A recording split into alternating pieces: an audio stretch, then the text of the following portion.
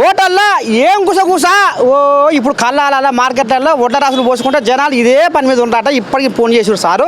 ఏం నడిచింది సిఎల్పి మీటింగ్లో ఏం చెప్పిండ్రు ఏమంటాం సార్ ముఖ్యమంత్రి సార్? అన్న ముందుగా మీకు నమస్కారం అన్న.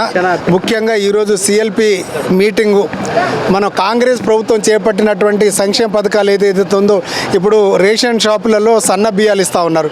అందుకే ఎవరెవరికి లబ్ధిదారులు ఉన్నారో పేద కుటుంబం వాళ్ళ ఇంటికి వెళ్ళి మీరు భోజనాలు చేయండి 10 మందికి తెలియజేసే విధంగా, ఎందుకంటే కాంగ్రెస్ ప్రభుత్వం చేపట్టినటువంటి సంక్షేమ పథకం ప్రతి ఇంట్లో సన్న బియ్యం వండుకునే విధంగా కాంగ్రెస్ ప్రభుత్వం చర్యలు చేపడుతుంది. కాబట్టి ప్రజలకు మీరు ఈ గొప్ప అవకాశాలు ప్రజలకు తెలియజేయాల్సిందిగా కోరినరు. అదేవిధంగా మన బీసీ కేటగరైజేషన్ ఏదైతే ఉందో బీసీ కులగణన, అదేవిధంగా ఎస్సీ కేటగరైజేషన్, వీటి గురించి మీరు ప్రజలకు తీసుకెళ్ళని చెప్పడం జరిగింది.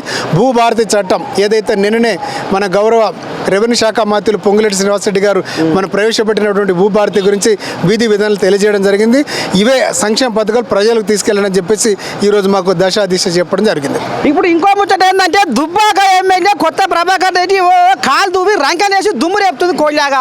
మేము ప్రభుత్వాన్ని పడగొడతాము, ఇటు మలుస్తాము అటు మలుస్తాము, ఆఖరికి వస్తాల కల్లా ఉత్తపుర్ర అవుతుంది అనేది మరి ఆ కోళ్ళలాగా లెంకలు కొడుతుంది సారు. ఏం చేస్తారు మరి ఇప్పుడు కొత్త ప్రభాకర్ రెడ్డికి ఏం చెప్తావు? అది లెంకలు కొడుతుంది జోరుగా. ఇప్పుడు మేము గెలిచినప్పటి నుంచి కేసీఆర్ గారు అదేవిధంగా బీఆర్ఎస్ పార్టీ నాయకులు ఎమ్మెల్యేలు ఎంతసేపు వాళ్ళు 10 సంవత్సరాల అధికారంలో ఉండి ఎప్పుడెప్పుడు కాంగ్రెస్ ప్రభుత్వం పడగొడదామని చూస్తూ ఉన్నారు. కాంగ్రెస్ ప్రభుత్వం ఇంకా 3 సార్లు అధికారంలోనే ఉంటుంది. వాళ్ళని ఒక్కడే చెప్తా ఉన్నా, మీరు చెప్పినటువంటి తాటకు చప్పుళ్ళకి ఎవరు భయపడరు. కాంగ్రెస్ పార్టీ ఐక్యమత్యంగా ఉంది. ఎమ్మెల్యేలు అందరూ ఒక్క తాటి మీద నడుస్తూ ఉన్నారు.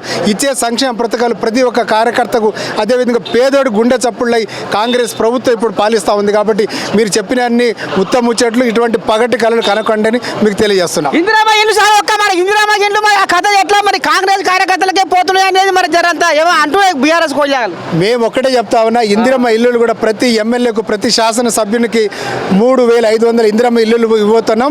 ఈ ఇందిరమ్మ ఇల్లులు కూడా L1 లిస్టులో అతి పేదవాడు పార్టీలకు అతీతంగా చివరి వరుసలో ఉన్నటువంటి పేదవాడికి ఇందిరమ్మ ఇల్లు ఇచ్చే బాధ్యతను కాంగ్రెస్ ప్రభుత్వం తీసుకుంటుందని తెలియజేస్తున్నాం.